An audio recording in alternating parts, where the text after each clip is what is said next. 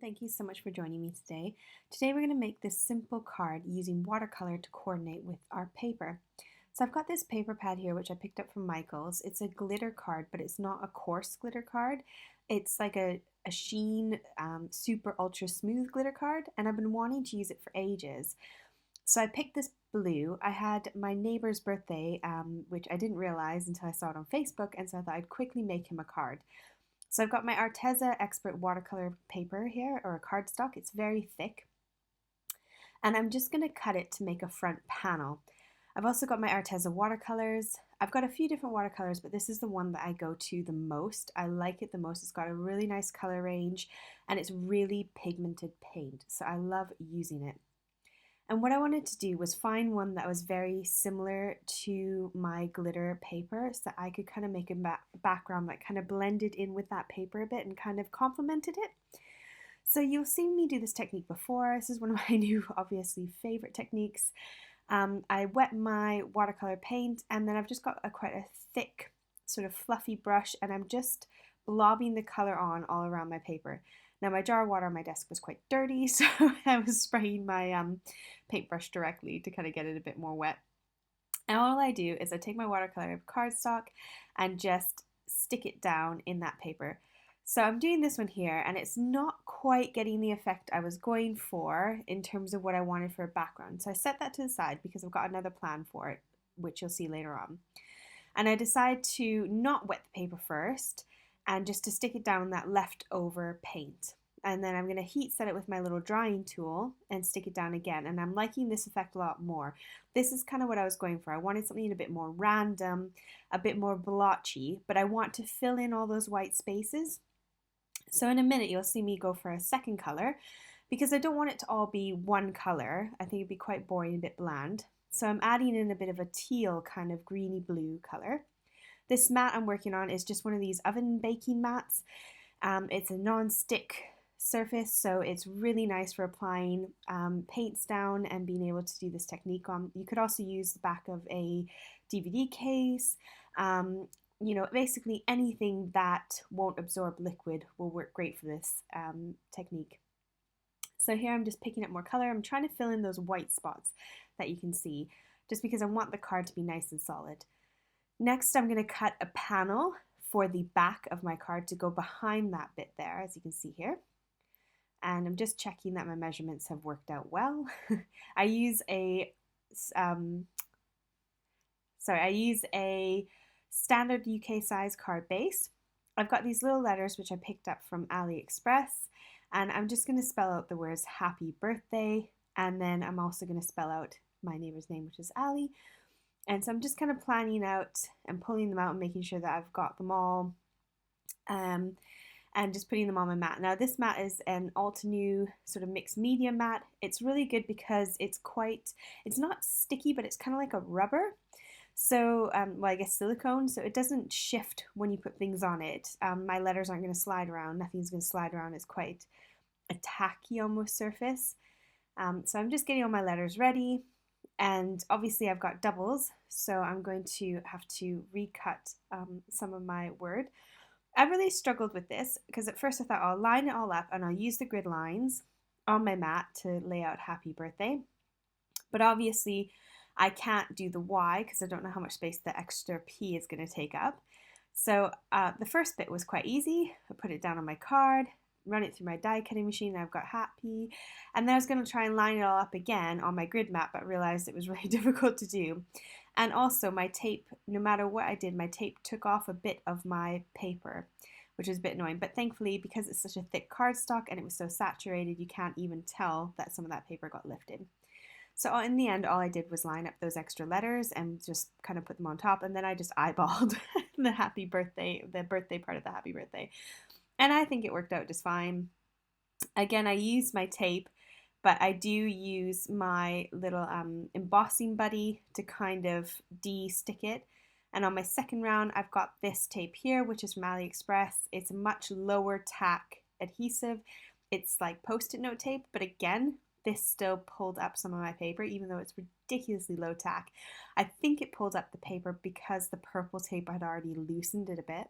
So just be aware of your adhesives that you use in order to get those letters on. So now I'm just checking that I'm happy with that and working out what my next sort of plan of action is. So I'm going to add some adhesive, double-sided sticky tape. This is score tape, or as it's the branded name is Sukwang, which is who makes score tape. And I'm just applying that on all the edges so that it sticks down nice and secure. And then I'm applying liquid glue in between all the other spaces. This liquid glue is the multi-medium in the matte finish from Ranger. I've just popped it in one of these bottles from AliExpress, and then I'm just adhering it to the front of my card. Now I'm going to go and place my letters back in that I need the centers for on the letters that obviously have that little center bit, if that makes any sense. So I'm just popping them all back in so that I can put the placement of those little bits that have kind of fallen out back in where they belong. I've got this little tool here that I've kind of created myself. It is basically just a stylus or a scoring tool, and I've popped a blob of blue tack on the end.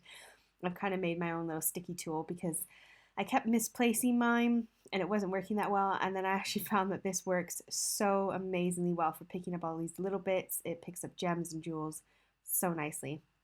Now the easiest thing to do here is to apply a little bit of liquid glue in each of those holes, because if you try and put the liquid glue onto the backs of your tiny little bits that have come out of those centers, it's incredibly difficult and you end up with a bit of a gluey mess. So I've just put the glue inside where it's supposed to go. I've got my pokey tool to kind of help arrange it into the center, and then I'm literally just popping those centers of those words back in. And then you'll see I'll remove the letters in a minute because I want it to kind of have that, is it an eclipse? I'm not sure it's called an eclipse effect, but I want it to look like the letters are there, but they're not there, so that you can see that really pretty glitter paper that I put underneath it. So once I've popped in all these centers, I can then go ahead and remove all the letters, and then everything I've just said will actually make sense. So again, this little sticky tool is brilliant for picking up things like this, although I do have to make sure that my adhesive hasn't leaked out the side and is causing me struggles to get out. There we go. So this card overall didn't take me very long at all. I was trying really hard to quickly make a card while the kids were in the house because it was the weekday and I was supposed to be doing school with them. And so I think overall, from start to finish, this card took me about 40 minutes, including all my die cutting and everything. So I should have probably cut out Ali's name out of the background piece that I stuck behind, because it's kind of a bit of a waste of the stuff that's hidden underneath that front panel, but I thought, never mind. I cut a little extra piece of that blue and cut out his name. Then I've also gone and die cut out 3 white layers of his name, and I've stacked them all for a little bit of a stacked effect.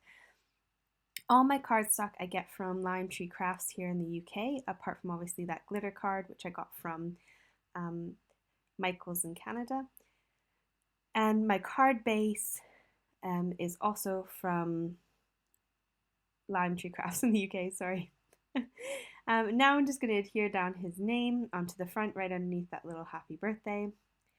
And I think I've already stuck my card panel, my front panel, onto my card base at this point. I must have done that off camera because it looks like I've got the white on there.